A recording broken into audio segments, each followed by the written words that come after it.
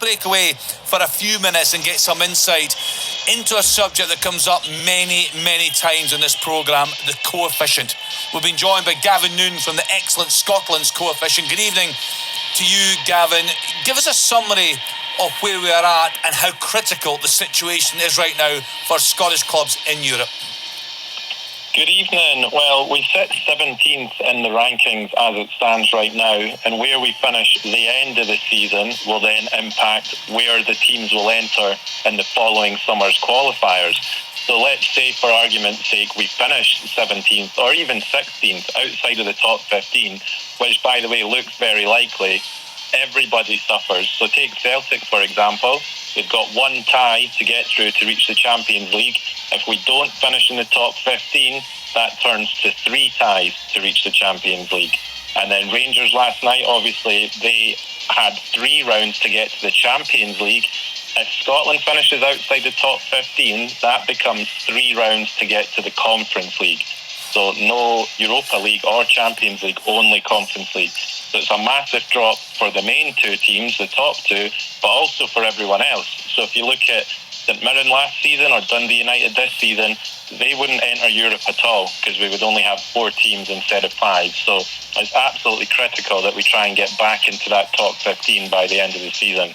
Gavin, this would be that scenario, the doomsday scenario, would be for season 27-28, correct? That's correct. So how we finish the end of this season impacts the following summer. So let's say Celtic win the league again in the season we're in right now, that's already locked in. So they've got one qualifying round next summer, but how we actually do in the coefficient this season, rolls on to the next year. So season 27-28, as you say. So what scale of job does Scotland have to get from 17th ranking at the moment to improve that so that scenario doesn't happen? Or is the die cast almost? Well, the die is kind of cast, and it is a doomsday scenario, but it is retrievable. So in 15th right now is Austria, and that's why Dundee United's defeat on penalties last week was so disappointing, because had Dundee United won that penalty shootout, Austria would have lost the team and we would have kept all 5 teams in. So at the moment they have a lead of 2.8 coefficient points, and that translates as about 7 wins in the league phase.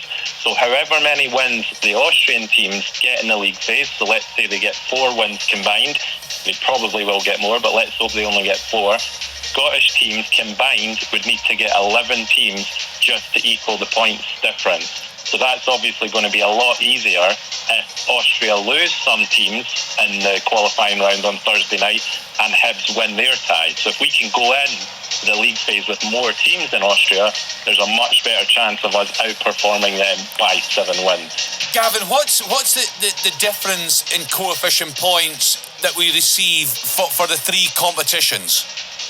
And that's where there's always a lot of debate about whether UEFA do this right, because it's the same in each competition. Right. So Liverpool, I think, beat Real Madrid last season, and that earned exactly the same amount of points for England's coefficient as when Chelsea beat FC Noah in the Conference League. So the individual matches are worth the same in all 3 competitions.